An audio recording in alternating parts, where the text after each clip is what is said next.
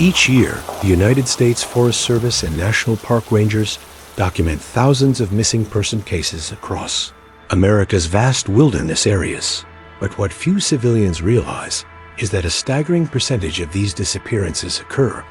along a specific geological formation stretching from Alabama to Maine. The Appalachian mountain range, spanning over 1.50 miles of ancient peaks and impenetrable valleys, has become such a hotspot for unexplained phenomena that the Department of Defense maintains several classified research stations disguised as weather monitoring facilities along its ridges. With an annual black budget allocation exceeding $200 million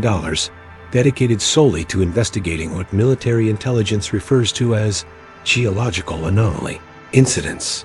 During the height of Cold War tensions in 1983, when over 40,000 American military personnel were stationed at bases throughout the Appalachian corridor for strategic defense purposes. One particular Marine Force reconnaissance unit conducting classified training exercises in the remote Monongahela National Forest would encounter something so profoundly disturbing that it would result in the immediate implementation of Protocol Sierra Whiskey 9, a containment procedure so extreme it had only been authorized twice before in American military history. But what exactly was the phenomenon that caused an entire squad of elite Marines to age decades in a matter of hours? And why did the Pentagon order the complete evacuation and permanent closure of a 70-square-mile section of West Virginia forest that remains restricted airspace to this very day? The Monongahela National Forest encompasses roughly 921,000 acres of the most rugged and primordial terrain in the eastern United States, where Appalachian peaks rise above 4,800 feet and valleys plunge into darkness so complete that even modern night vision equipment struggles to penetrate the canopy of ancient hardwoods that have stood for centuries. The region experiences temperature fluctuations of up to 60 degrees between day and night, creating dense fog banks that roll through the hollows like living things. And the geological composition of the area, rich in limestone caverns and magnetic iron deposits, has long been known to interfere with compass readings and electronic equipment in ways that geologists still struggle to explain adequately. The forest sits atop some of the oldest rock formations on Earth. Compressed Precambrian stone, it predates most life on this planet, and the Cherokee and Shawnee peoples, who originally inhabited these mountains, had dozens of specific words in their languages for places where the world grows thin, locations they would never enter after darkness fell, no matter how dire their circumstances. It is perhaps unsurprising, then, that this ancient landscape, where human presence has always felt temporary and unwelcome, would become the stage for encounters that challenge everything modern science claims to understand about the nature of reality itself. The historical record of strange occurrences in the Appalachian wilderness stretches back far beyond European colonization, with documented accounts appearing in the journals of Spanish explorers as early as 1542, when Hernando de Soto's expedition reported entire days that seemed to repeat themselves as they traversed what is now the Tennessee-North Carolina border. The Cherokee spoke of the Nunyu-Nui, translated roughly as the stone-clad people, entities that emerged from cave systems during specific astronomical alignments and were said to take the appearance of anyone they touched, leaving the original person as nothing but an empty husk that aged to dust within moments. In 1878, a detailed account appeared in the Parsons Advocate newspaper describing how an entire logging camp of 43 men vanished overnight near what is now the Otter Creek Wilderness, with only their clothes found neatly, folded in a perfect circle around a campfire that witnesses swore had been burning cold blue flames when discovered at dawn. The official explanation cited a flash flood despite the complete absence of rain and the fact that the camp was situated on high ground, and the case was quietly closed after the lumber company received an unusual visit from federal marshals who confiscated all photographs and surveyor maps of the area. Most disturbing, perhaps, were the journal entries recovered from the camp foreman's tent, written in increasingly frantic handwriting. Over his final 3 days, describing how the mountains themselves seemed to be moving closer each night, and how the stars visible through the canopy appeared in configurations that matched no known astronomy, as if the forest existed in a place where the normal rules of the universe simply did not apply. Similar encounters were reported by military personnel with disturbing frequency throughout the 20th century, though official records show a clear pattern of systematic suppression and reclassification that suggests deliberate institutional knowledge of the phenomena. During World War II, the Army's 10th Mountain Division conducted cold weather training exercises throughout the Appalachian Range and classified after-action reports from 1943, partially declassified in 2008 through FOIA requests, reference multiple incidents of temporal displacement events, where patrol units would return from multi-day exercises having aged weeks or even months beyond the time they'd actually been in the field with medical examinations, confirming the physiological changes were genuine and irreversible. In 1967, a National Guard search and rescue operation looking for a downed civilian aircraft in the Cranberry Wilderness encountered what the official report euphemistically termed atmospheric distortions of unknown origin, describing how rescue teams watched their own helicopter support appear to fly the same flight path 3 separate times, simultaneously, as if reality itself was stuttering and repeating like a damaged film reel. The most chilling detail came from the mission commander, Colonel Marcus Heilman, who noted in his personal log that when they finally located the crash site, the aircraft's flight recorder had somehow captured audio of the passengers screaming for help 2 full weeks before the plane had even taken off from Charleston International Airport. The aircraft wreckage was removed by unmarked military transport. Within 6 hours, all witnesses were reassigned to different units across the country, and Colonel Heilman himself died of an unexpected heart attack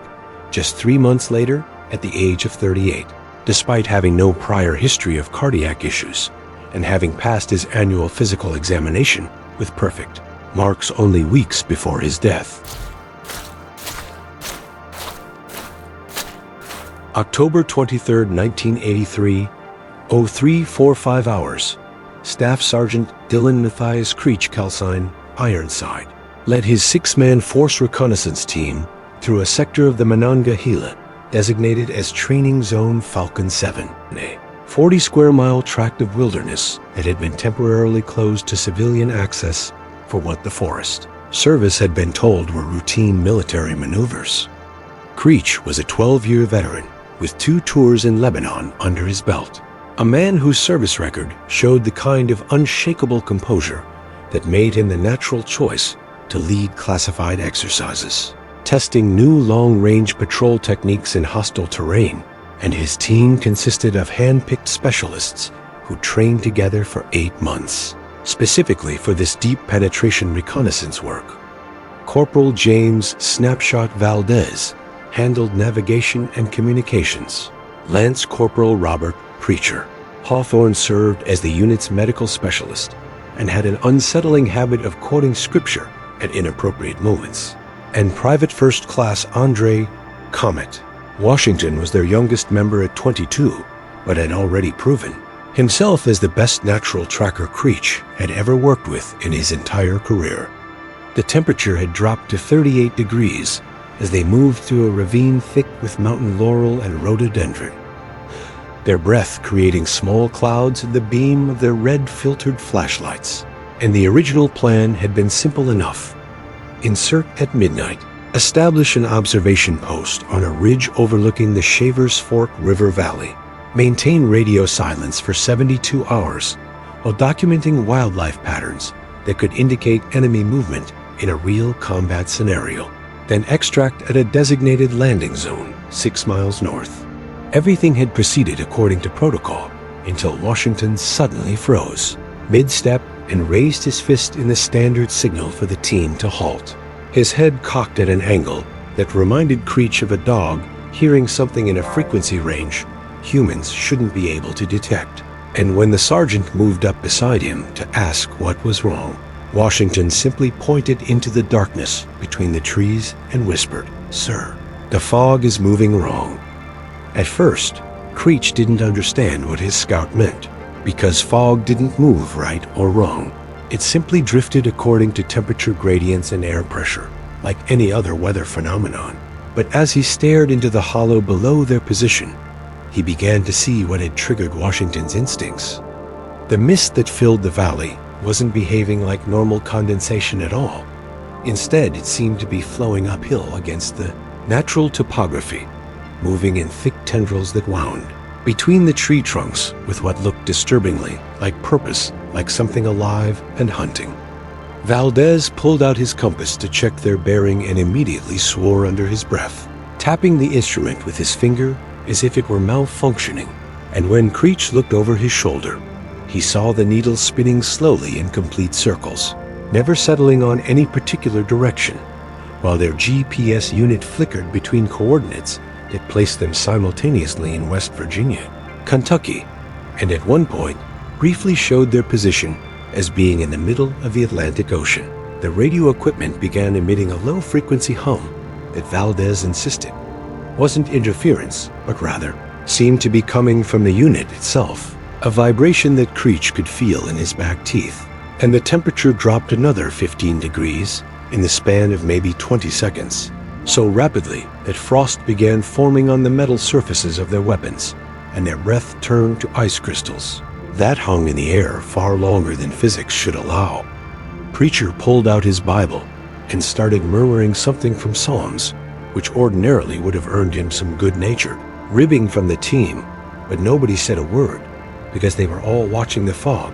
now watching how it had stopped its uphill movement and seemed to be coalescing into vertical columns that stood between the trees like pillars, or like the silhouettes of impossibly tall human figures that stood perfectly motionless, as if they were waiting for something. Washington's hand was shaking as he pointed his rifle toward the nearest formation, and he said in a voice that didn't sound like his own anymore, "Staff Sergeant, those aren't shadows in the fog. Those are the fog, and I think they can see us." The first one moved so quickly that afterward Creech would never be entirely certain whether it had actually crossed the distance or had simply relocated itself from one position to another without traveling through the space between, appearing suddenly at the base of a massive oak tree not 30 feet from their position. Up close, it was clear that calling it fog was inadequate, because while it did have a vapor-like quality that made its edges difficult to focus on, there was a density to its core that suggested something solid, something with mass and presence, and the temperature around it dropped so severely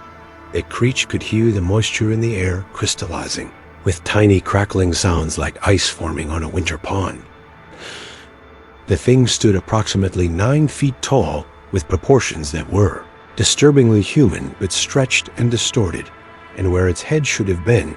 there was instead a region of even denser mist that occasionally seemed to contain the suggestion of features. A mouth eyes, but they never held their shape long enough to be certain they'd actually been there at all. Valdez grabbed for his radio to call in a contact report, but the moment he pressed the transmit button, the device literally exploded in his hand, not with fire or smoke, but with a burst of that same unnatural cold. And when he screamed and dropped it, his palm had turned black with frostbite, so severe that Creech could see the white of exposed bone through splits in the frozen flesh. Preacher lunged forward with the medical kit, but before he could reach Valdez, the fog entity moved again. And this time, there was absolutely no question that it hadn't walked, because one instant it was by the oak tree, and the next it was standing directly behind Corporal Valdez, towering over him, and tendrils of mist were reaching out to wrap around his head like obscene fingers made of vapor and malice. Valdez began to scream, but the sound cut off abruptly as his entire body went rigid, his back arching at an angle that should have snapped his spine. And then Creech watched in absolute horror as his communications specialist began to age before his eyes, the skin on his face tightening and then wrinkling his dark hair, turning gray, and then white, his eyes sinking back into his skull, as the muscle and fat beneath the skin seemed to evaporate or be consumed by something invisible. The process took perhaps 15 seconds from start to finish, and when the entity finally released him and dissipated back into the general fog bank, Valdez collapsed into a heap of old bones and desiccated tissue inside a uniform that was now far too large, looking for all the world like a mummy that had been buried for centuries rather than a 26-year-old Marine who'd been alive and joking about his girlfriend's cooking less than 10 minutes ago. Washington vomited into the leaves. Preacher dropped to his knees with his Bible clutched to his chest and tears streaming down his face, and Creech stood there with his rifle pointed at nothing, his mind trying desperately to process what he'd just witnessed, while every instinct he'd developed over 12 years of military service screamed at him that this was impossible, that men didn't age to death in seconds, that fog didn't hunt people, that reality didn't work this way. But the evidence was lying right there at his feet and somewhere in the darkness beyond their red flashlight beams. He could hear the sound of more things moving through the trees, the whisper of displaced air and the crackle of forming ice, and he realized with absolute certainty that they were surrounded, that whatever these things were, they had been waiting for the team to enter this hollow, and that the forest that had been their training ground had just become their tomb.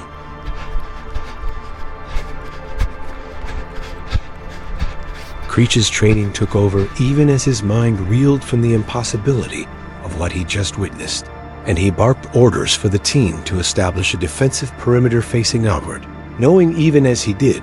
so that whatever tactical doctrine the Marine Corps had taught him was utterly worthless against an enemy that could move through space without crossing it and kill by touch alone. Private Washington was hyperventilating his breath, coming in short gasps that threatened to turn into a full panic attack, while Preacher had gone completely silent and was staring at Valdez's remains with the kind of 1,000-yard stare that Creech had only seen in men who'd watched their entire squad get shredded by artillery fire. The staff sergeant tried the backup radio, a Vietnam-era PRC-77 that they'd brought along specifically because older analog equipment was supposedly more reliable in these mountains. But the moment he powered it on the speaker, began emitting that same low-frequency hum underneath it, a sound that might have been voices speaking in reverse, or perhaps just the howl of wind through a very deep cave. And when he attempted to tune to the emergency frequency, the dial simply spun uselessly in his hand, as if the numbers on the face had lost all meaning. Their GPS units were completely dead,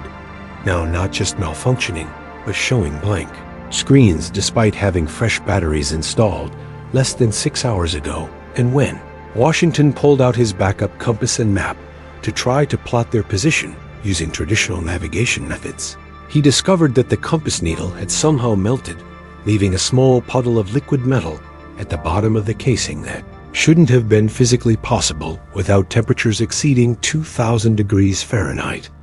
Creech made the decision to abort the mission and head for their primary extraction point, moving fast and staying together, because whatever was happening in this forest, it was beyond their capability to handle, and he'd be damned if he was going to lose anyone else under his command, though part of him already knew with a sinking certainty that getting out wasn't going to be as simple as just walking in the opposite direction from which they'd come. They'd been moving uphill for roughly 40 minutes, pushing through undergrowth that seemed to grow thicker and more resistant with every step, when Washington stopped again and pointed at something that made Creech's blood turn to ice in his veins. Carved into the trunk of a massive hemlock tree at roughly chest height was a symbol that looked like a series of interlocking circles surrounding what might have been a crude representation of a human figure, and the wood around the carving was blackened as if it had been burned, though the edges were smooth and cold to the touch rather than charred. More concerning was the date carved below the symbol, 1878, the same year as the logging camp disappearance that Creech had read about in the mission briefing materials. They'd been given materials that he'd assumed or just local folklore included for color, but which were now taking on a horrifying relevance. Preacher finally spoke for the first time since Valdez's death, his voice hoarse and strained as he explained that he'd seen similar symbols in a book about Appalachian folk magic that his grandmother had owned protective wards, supposedly used by the old-time mountain people to mark boundaries that shouldn't be crossed, places where the other world pressed too close to ours. Private Washington used his knife to carefully scrape away some of the blackened wood around the carving, and underneath they found another layer of symbols, and beneath that another. The tree's growth rings revealing that these marks had been renewed and recarved dozens of times over more than a century, as if generation after generation of people had come to this exact spot to maintain some kind of warning or barrier. Just beyond the hemlock, they found more marked trees forming a rough circle that enclosed an area, perhaps 200 yards in diameter, and with a sinking feeling in his gut, Creech realized that they'd made camp the previous night almost exactly in the center of that circle, that they'd been sleeping inside whatever boundary these symbols were meant to delineate, and that by crossing that threshold, they'd somehow triggered or awakened the entities that had killed Valdez. Washington discovered something else as he examined the marked trees more closely. Carved into several of them, in English letters that looked no more than a few years old, were names, dozens of names with dates beside them. And when Creech looked at them, he recognized several as matching the list of missing hikers and hunters that the Forest Service had provided in the pre-mission briefing, people who'd vanished in this area over the past decade and whose disappearances had been attributed to everything from bear attacks to simple disorientation, but who, according to these carvings, had all ended up right here in this circle of marked trees, leaving behind their names as the only evidence they'd ever existed at all. The fog returned without warning, rolling up from the valley below with that same unnatural purposefulness they'd observed before. But this time, it wasn't alone. There were at least 7 of the tall vapor entities visible between the trees now, standing motionless at what Creech estimated were 30-yard intervals around their position, forming their own circle that mirrored the boundary marked by the carved symbols, as if they were guardians or perhaps prisoners of this particular piece of forest. The temperature plummeted again, dropping so fast that Creech could actually hear the moisture freezing inside the team's canteens with a series of sharp cracking sounds, and their weapons began to malfunction in ways that shouldn't have been possible, with firing pins freezing in place and magazine springs becoming so brittle from the cold that they shattered when tested. Preacher pulled out a road flare from his pack, one of the old magnesium type that burned at over 3,000 degrees, and the moment he struck it, the entities reacted, all of them simultaneously taking a step backward, and their forms seeming to thin and become less substantial in the brilliant red light. Washington caught on immediately and started distributing the rest of their emergency flares, and when all 4 of them had one burning the fog, retreated further, though it didn't disappear entirely, instead forming a perimeter at the edge of the circle of marked trees, as if there was an invisible line it couldn't or wouldn't cross. They stood there in the hellish red glow of the flares, surrounded by things that shouldn't exist, watching as the entities began to move in a slow counterclockwise pattern around their position. And Creech realized they were being studied, examined by an intelligence that was trying to understand them just as desperately as they were trying to understand it. Private Washington's voice cracked with barely controlled fear as he said what they were all thinking. "Staff Sergeant, those flares have maybe 20 minutes of burn time left, and I don't think we have enough of them to make it to the extraction point. So unless you've got a plan we haven't discussed yet, we're going to be standing here in the dark with those things again real soon, and I don't think they're going to give us a second chance to light more flares." Creech looked at the remains of Valdez that they'd carried with them in a poncho liner at the 3 terrified men under his command at the circle of entities that seemed to be waiting with infinite patience for the light to fail, and he made a decision that might save them or might doom them all. They were going to try to leave the circle, not by walking away from it, but by going straight down into the valley where the fog was thickest, because if these things were guarding something or maintaining some kind of boundary, then maybe, just maybe, the only way out was through the center rather than trying to break through their line. They descended into the valley in a tight diamond formation, flares held high like torches against an enemy that had no reason to fear conventional fire. And with each step downward, the fog grew thicker until they were wading through it as if it were a physical substance with weight and resistance.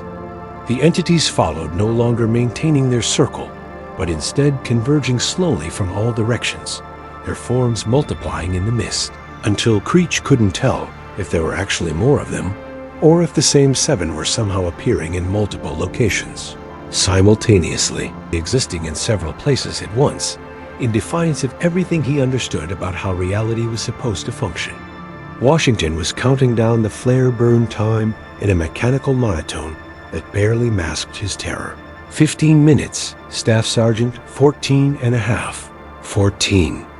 And Preacher had started praying again. Not the formal scripture he'd been reciting before, but a desperate improvised plea in a mixture of English and what sounded like Spanish, begging God or Jesus or anyone who might be listening to deliver them from this valley of shadow and death. The ground beneath their boots began to feel wrong, somehow too soft and yielding, despite being rocky. Appalachian soil, and when Washington stumbled and caught himself with his hand, he pulled it back with a cry of disgust, because the earth had felt warm and wet, almost organic, like they were walking not on stone and dirt, but on the surface of some massive sleeping thing. The fog around them started to pulse with a faint bioluminescent glow, a sickly green phosphorescence that reminded Creech of the radium paint on old aircraft instruments, and in that eerie light he could finally see details of the entities that had been hidden in the darkness. Details he immediately wished he could unsee, because they revealed that these things weren't merely fog-like. They were using the fog as a kind of skin or clothing wrapped around something underneath that had geometry all wrong, angles that hurt to look at directly, and surfaces that seemed to fold in on themselves in ways that made his eyes water and his brain rebel against the input it was receiving. The mental assault began without warning, a pressure inside their skulls that felt like someone had driven an ice pick through the base of their brains and was slowly twisting it. And suddenly, Creech wasn't just experiencing his own terror anymore, but was simultaneously feeling the panic of Washington, the religious anguish of Preacher, and the residual death agony of Valdez, as if the fog entities were somehow forcing them to share consciousness, to experience each other's minds in an intimacy that no human being should ever have to endure. Private Washington started screaming that he could see his own death, that the entities were showing him how they were going to age him to dust, just like they'd done to Valdez, and he was experiencing it over and over, in a loop that never ended, dying and dying and dying while still being alive, to know that it was going to happen. Preacher dropped his flare and fell to his knees, clutching his head, blood streaming from his nose and ears as he wailed that he could hear every person who'd ever died in these mountains. Centuries of voices all crying out simultaneously in languages living and dead, Cherokee and English and older tongues that had no names anymore, all of them trying to warn him about something terrible that was coming, something that had always been here beneath the mountains, waiting for the stars to align correctly.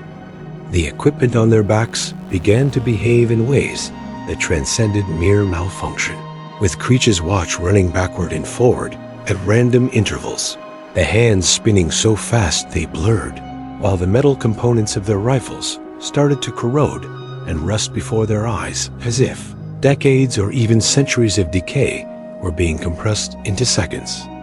The sky above the fog, what little of it they could still see through the canopy, was wrong in a way that Creech's mind struggled to process, because the stars visible through the gaps in the clouds were in configurations he didn't recognize. Constellations that weren't the familiar patterns he'd used for land navigation throughout his entire military career. And he had the horrible realization that they weren't just in a different place anymore, but possibly in a different time, or perhaps somewhere that existed outside of time. Altogether a pocket of reality that operated under its own incomprehensible rules.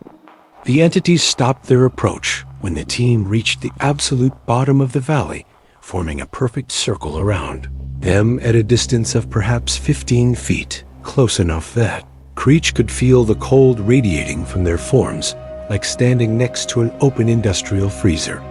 Washington's flare sputtered and died, and then Preacher's went out, and suddenly there were only two sources of light left, the flares in Creech's hand and Private Mitchell's, Mitchell being their sixth man, who Creech suddenly realized, with a shock of vertigo, he couldn't actually remember at all. Couldn't picture his face or recall his voice, despite the fact that he was absolutely certain there had been 6 men on this team when they'd inserted, but now there were only 4 of them, and there had only ever been 4 of them. And the growing horror in Washington's eyes told him that the private was experiencing the same impossible realization, that reality was being edited around them, that someone or something was being removed from existence retroactively. The entities began to move in closer, their forms stretching and elongating, until they formed a dome of living fog over the team's position, completely blocking out the sky, and Creech could see faces appearing and disappearing in the mist. Not just faces, but entire scenes playing out like images projected on smoke. Visions of this same valley in different time periods.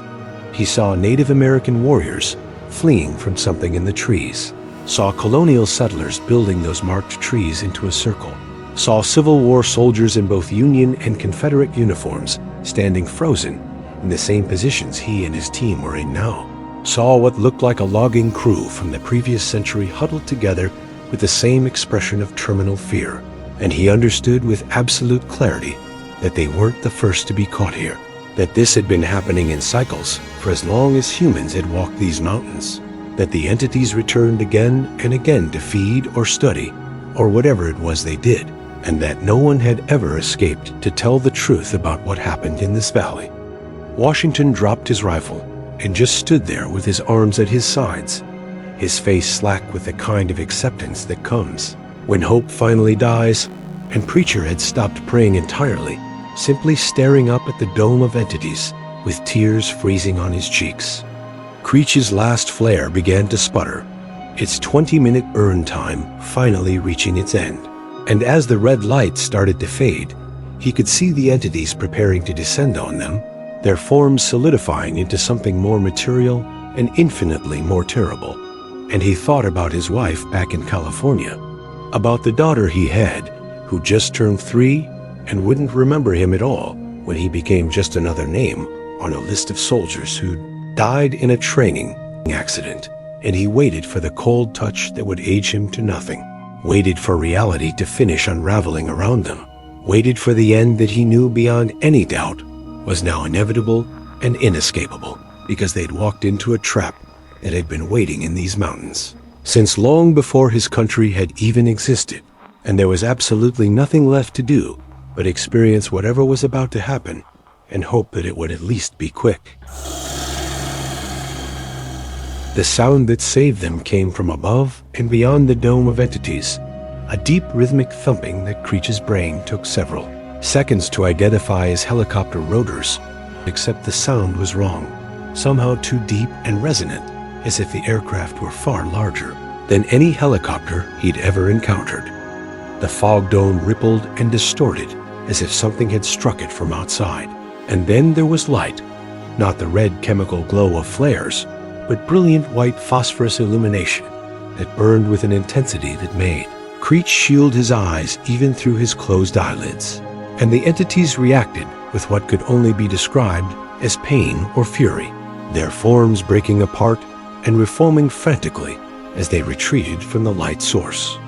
Through his barely opened eyes, Creech could see multiple aircraft overhead, massive twin-rotor Chinooks that shouldn't have been able to navigate this kind of terrain in darkness. And they were deploying something he'd never seen before, arrays of high-intensity lights mounted on their undersides that strobed at frequencies that made his head pound and his stomach lurch, but which seemed to have a devastating effect on the fog entities,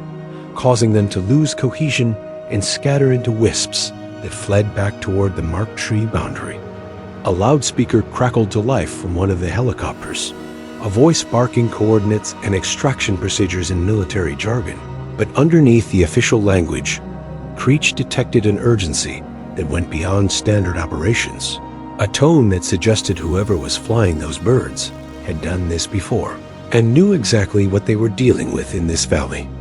Rope ladders tumbled down through the dissipating fog, and hands were grabbing at Creech's tactical vest, hauling him upward with brutal efficiency, while other figures in hazmat suits descended to secure Valdez's remains in what looked like a lead-lined body bag, treating the corpse with the kind of care usually reserved for radioactive materials or biological weapons. Washington was screaming incoherently as they pulled him into the helicopter, his mind having finally broken under the cumulative trauma, and Preacher had gone completely catatonic. His eyes open but seeing nothing, his hands still clutched around his Bible, which had somehow frozen solid despite never leaving his grasp. The moment they cleared the valley floor and rose above the tree canopy, Creech could see the true scope of what had been deployed to extract them. Not just the 3 Chinooks, but at least a dozen smaller helicopters forming a perimeter. And beyond, that he could make out the contrails of high-altitude aircraft circling in holding patterns. A man in an unmarked flight suit with a colonel's insignia sat across from him in the helicopter bay, his face completely expressionless, as he pulled out a clipboard and began asking questions in a tone that suggested he'd conducted these debriefings many times before. Questions about what they'd seen, what they'd experienced, whether any of them had made physical contact with the entities, and most disturbingly, whether any of them felt different or wrong in ways they couldn't quite articulate. The colonel made notes without comment, then produced a syringe filled with something amber-colored and explained, in the same flat tone, that this was a sedative that would help with the psychological processing of the trauma. But the way he said it, and the way the armed soldiers positioned themselves, suggested that accepting the injection wasn't actually optional. Creech felt the chemical warmth spreading through his system, felt his thoughts beginning to slow and soften. But before he completely lost consciousness, he managed to look out the helicopter door one last time at the valley they just escaped. And in the pre-dawn light, he could see figures standing at the edge of the marked tree boundary, tall and motionless, and watching the aircraft depart with what seemed like patience rather than defeat. And he understood with a clarity that cut through the drugs that they hadn't really escaped at all. They'd been released, allowed to leave for reasons he couldn't begin to comprehend. The last thing he heard before the sedative pulled him under was the colonel speaking into a radio headset saying words that would echo in his memory for the rest of his life. Sierra Whiskey 9 is confirmed active, multiple entities observed and documented. Recommend immediate implementation of Protocol Blackstone and prep the long-term observation team, because whatever's down there just demonstrated increased aggression patterns. We need eyes on this valley 24/7 from now on, or next time we might not get there in time to pull anyone out at all.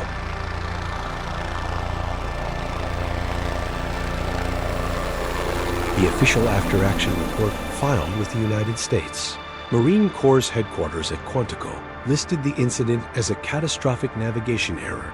during adverse weather conditions, resulting in one fatality due to exposure-related complications, and Corporal James Valdez's death certificate, issued 3 days after the extraction, attributed his demise to hypothermia and acute cardiac arrest, with no mention whatsoever of the impossible aging that had actually killed him. Staff Sergeant Dylan Creech woke up 2 weeks later in a medical facility that had no windows, no identification placards, and no other patients that he could see, where doctors in unmarked white coats conducted hundreds of tests on him, ranging from standard blood work to experimental brain scans that left him with migraines lasting for days, and where he was visited daily by intelligence officers who asked him the same questions over and over in slightly different ways, as if trying to catch him in a lie or inconsistency about events that he couldn't have fabricated, even if he'd wanted to, because the memories were burned. into his mind with perfect and terrible clarity. Private Andre Washington was transferred to a psychiatric facility in upstate New York, officially diagnosed with acute stress disorder and early onset schizophrenia, despite having had zero history of mental illness and having passed all psychological evaluations with flying colors just months before the incident. And the last Creech heard through unofficial channels was that Washington spent his days drawing the same symbol over and over on any surface he could reach, the interlocking circles with the human figure at the center, drawn with such obsessive precision that the staff had finally had to restrain his hands because he'd worn his fingertips down to exposed bone from scratching the pattern into the walls of his room. Lance Corporal Robert Hawthorne Preacher was medically retired from the Marines 6 months after the incident with a full disability, pension, and a diagnosis of severe post-traumatic stress disorder, and he'd moved back to his family's home in rural Georgia, where, according to Creech's one phone conversation with him, he spent every day studying ancient languages and religious texts, convinced that the entities they'd encountered were mentioned in obscure passages of biblical apocrypha, and that if he could just find the right combination of prayers or protective wards, he could somehow make sense of what had happened to them. Creech himself was reassigned to a desk job at Camp Pendleton processing equipment requisitions, a dramatic demotion for a staff sergeant with his level of field experience. And when he tried to inquire about returning to active reconnaissance duty, he was informed by a visiting officer from an agency that wouldn't identify itself that his field career was over, that he should consider himself fortunate to still be serving in any capacity, and that any attempt to discuss the events of October 23, 1983, with anyone outside of authorized debriefers would result in immediate court-martial under charges of revealing classified information that could endanger national security. The physical evidence from that night and the Monongahela vanished into the military's vast classified archive system with the same efficiency that had disappeared countless other inexplicable incidents throughout American history. Valdez's remains, after being extensively analyzed by laboratories that Creech was never allowed to know the location of, were eventually returned to his family in a sealed casket